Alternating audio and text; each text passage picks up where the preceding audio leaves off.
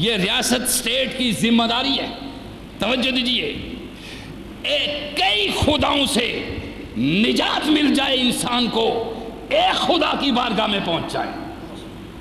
توجہ دیجیے، کئی خداؤں سے نجات دلا کر انسان کو ایک خدا کی بارگاہ تک پہنچا دیا جائے، یہ بھی اسٹیٹ کی ذمہ داری ہے اور اسٹیٹ کی ریاست کی ذمہ داری ہے. ارشاد فرمایا اس کے تعلق عبودیت کو مستحکم کرنا، اس کے تعلق بندگی کو خالق حقیقی کے ساتھ قائم کرنا اور اسے عبادت کی ترغیب دینا،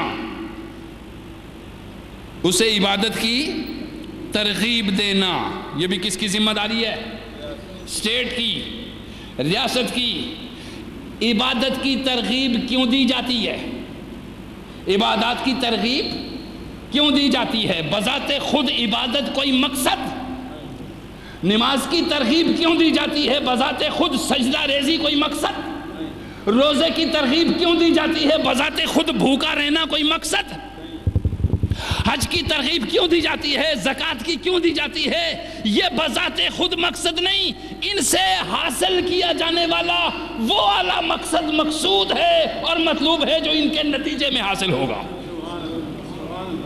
وہ اعلیٰ مقصد جو ان کے نتیجے میں اللہ کے ساتھ تعلق بندگی قائم کرنا، معبود حقیقی سے تعلق قائم کرنا اور اس انسان کو عبادت کی ترغیب دینا. کیوں؟ تاکہ وہ طاعت گزار بن جائے اور تعمیل کا عادی بن جائے. تاکہ وہ اطاعت گزار بن جائے اور تعمیل کا عادی بن جائے، عمل کرنے کا عادی بن جائے، اطاعت گزار بن جائے. یہ دو مقصد ہیں، یہ دو مقصد ہیں، اطاعت گزار بن جانا اور تعمیل کا عادی بن جانا، یعنی عمل کا خوگر بن جانا، عمل کا پیکر بن جانا. یہ کیوں کیا جاتا ہے؟ سنیے، توجہ دیجئے. اطاعت کے لیے کہا گیا اطیعوا اللہ و اطیعوا الرسول، اللہ کی اطاعت کرو اور اس کے رسول کی. وَأُولِي الْأَمْرِ مِنْكُمْ، اور وہ اس کی اطاعت کرو جو اللہ اور اس کے رسول کی اطاعت کے قابل حکمران بن جائے، اس کی بھی کیا کرو؟ اطاعت کرو. اب یہ اطاعت کیوں کی جاتی ہے؟ تاکہ انسان خوگر تسلیم بن جائے، پیکر تعمیل بن جائے. یہ پہلا. اور اس کی عبادت میں ڈلی ہوئی شخصیت دنیا کے لیے رحمت بن جائے. توجہ دیجئے، جب تم پیکر عبودیت بنتے ہو، جب تم خوگر بندگی بنتے ہو، جب تمہارے اندر خوئے تعمیل پیدا ہوتی ہے، خوئے تعمیل کا پیدا ہونا، پیکر بندگی ہو جانا، اللہ کے حضور سجدہ ریز ہو جانا، اطاعت کا عادی ہو جانا، اس کے حاصل ہونے کا مطلب عبادت کے اس کے اندر اس کی عبادت کی جائے. تاکہ کیا ہو؟ فرمایا تاکہ عبادت کے اندر تمہارا جو پیکر اور جو تمہاری شخصیت ڈل جاتی ہے، وہ عبادت تمہاری دنیا کے لیے رحمت بن جائے. تمہاری عبادت کیا بن جائے دنیا کے لیے؟ وہ جو پہلے کی بات تھی کہ کنتم خیر امۃ اخرجت للناس، او لوگو میرے محبوب کے امتیو، تمہیں پیدا ہی اس لیے کیا گیا ہے تاکہ تم لوگوں کی خدمت کے لیے نکل کھڑے ہو جاؤ، لوگوں کی خدمت کے لیے اٹھ جاؤ، بجائے چھیننے کے دینے لگ جاؤ، بجائے چھیننے کے دینے لگ جاؤ، بجائے اپنا پیٹ بھرنے کے مجھ محمد کی طرح پتھر پیٹ پہ باندھو اور دوسروں کو کھلانے لگ جاؤ.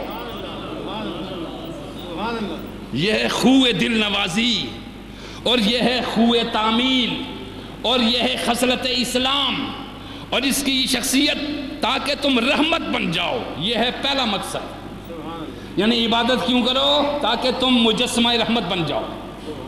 عبادت بندگی کیوں کرو؟ تاکہ تم دوسروں کی خدمت کے لیے تیار ہو جاؤ. بندگی کیوں کرو؟ تاکہ تمہارے اندر خوئے اطاعت پیدا ہو جائے. بندگی کیوں کرو؟ تاکہ تمہارے سینے روشن ہو جائیں. بندگی کیوں کرو؟ تاکہ تمہارے دل روشن ہو جائیں. بندگی کیوں کرو؟ تاکہ تمہارے اندر بصیرت پیدا ہو جائے. اور بندگی اس لیے کی جاتی ہے تاکہ تمہارے دلوں میں دوسروں کے لیے درد پیدا ہو جائے. توجہ دیجئے, دل میں دوسروں کے لیے, جب دل میں دوسروں کے لیے درد پیدا ہو تو پھر لقمہ دیا جاتا ہے یا چھینا جاتا ہے؟ زندگی بخشی جاتی ہے یا زندگی چھینی جاتی ہے؟ امن پیدا کیا جاتا ہے یا دہشت بڑھائی جاتی ہے؟ کیا کیا جاتا ہے؟ جب تم امن میں بن جاؤ, جب تم امن میں داخل ہو جاؤ, جب خوئے تعمیل کے پیکر بن جاؤ, جب بندگی تمہارے دلوں میں رس جائے, پھر چونٹی کو بھی مارنے کے لیے تم موسیٰ کی طرح پاؤں اٹھا کے چلتے ہو کہ کہیں چونٹیاں بھی پاؤں کے نیچے آ کے مسلی نہ جائیں. توجہ دیجئے, جب تمہارے اندر خوئے بندگی پیدا ہو جائے, پھر دوسروں کا درد بانٹنے کا طریقہ آ جاتا ہے, دوسروں کو کھلانے کا طریقہ آ جاتا ہے, دوسروں کو زندگی بخشنے کا طریقہ آ جاتا ہے, دوسروں کے اندر رحمت بانٹنے کا طریقہ آ جاتا ہے. گھر خالی کر کے دوسرے کو دے کر بیٹھ کے پروردگار کی رحمت کو دیکھنے کا طریقہ آ جاتا ہے. تو سو بندگی وہی ہے جس میں امن آ جائے. بندگی انہی لوگوں کے اندر ہے جن میں کیا پیدا ہو جائے؟ امن پیدا ہو جائے, سکون پیدا ہو جائے, اطمینان پیدا ہو جائے. اب قرآن مقدس ہی نے فرمایا دوسرا مقصد اسلامی اسٹیٹ کا, اسلامی ریاست قائم کرنے کا, پہلا مقصد عبودیت, تعلق بندگی, اور بندگی کے نتیجے میں تمہارے اندر اطاعت پیدا ہوگی. بندگی کے نتیجے میں تمہارے اندر اطاعت پیدا ہوگی. اطاعت تمہیں تعمیل پہ مجبور کرے گی, اطاعت تمہیں عمل پہ مجبور کرے گی. جب تمہارے اندر عمل پیدا ہوگا اور عبادت تمہاری شخصیت کے اندر رحمت پیدا کرے گی. عبادت تمہاری شخصیت کے اندر کیا پیدا کرے گی؟ رحمت. عبادت تمہاری شخصیت کے اندر کیا پیدا کرے گی؟ رحمت. فرما وما ارسلناک الا رحمتا للعالمین.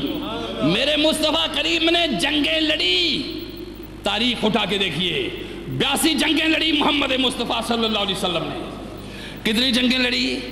82 جنگیں لڑی.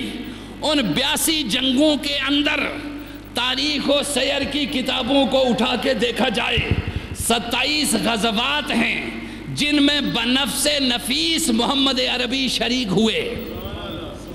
82 جنگوں میں 27 کیا ہیں؟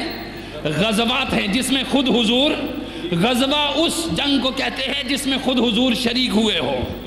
82 غزوات, 82 جنگیں لڑی گئی, 27 غزوات ہوئے, اور یہ سارے کا سارا جتنا بھی ہوا, پوری تاریخ, پوری ہسٹری اسلام کی اس کے اوپر گواہ ہے کہ محمد مصطفیٰ صلی اللہ علیہ وسلم نے کبھی دشمن کے اوپر جارحیت نہیں کی, دشمن کے جوابی حملے میں اتفاق کیا تھا. توجہ دیجئے, دشمن کے لیے مثلا مکے سے جنگ کرنے کے لیے مدینے کون گیا تھا؟ پھر دوسری بار مکے سے جنگ کرنے کون گیا تھا؟ جی, ابتدا اور انتہا کی جنگوں کو دیکھ لیجئے کہ ساری جنگیں محمد مصطفیٰ نے جارحانہ جنگیں نہیں, مدافعانہ جنگیں لڑی, دفاع کیا. کیا کیا؟ دفاع کیا.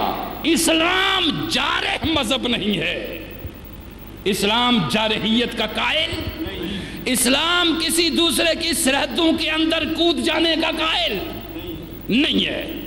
اسلام کہتا ہے جو تمہاری عزت اور ناموس کو پامال کرنے تمہاری حدیں پھاند کے اندر آئے, اس کا دفاع نہ کرنا یہ مومنانہ زندگی کی شان نہیں ہے. پھر بزدل مت بنو, پھر بزدل مت بنو. جب دشمن تمہاری حدوں کے اندر آ جائے, تمہیں للکارے, تمہاری ناموس کی حفاظت نہ کر سکے کوئی, اور دشمن تمہاری عزت و ناموس کو پامال کرنے لگے, پھر اس طرح جنگ کرو. قرآن کہتا ہے فَشَرِّدْ بِهِمْ, تاکہ دشمن کو نانی کا دودھ یاد آ جائے. نعرہ تکبیر, نعرہ رسالت, نعرہ رسالت. قرآن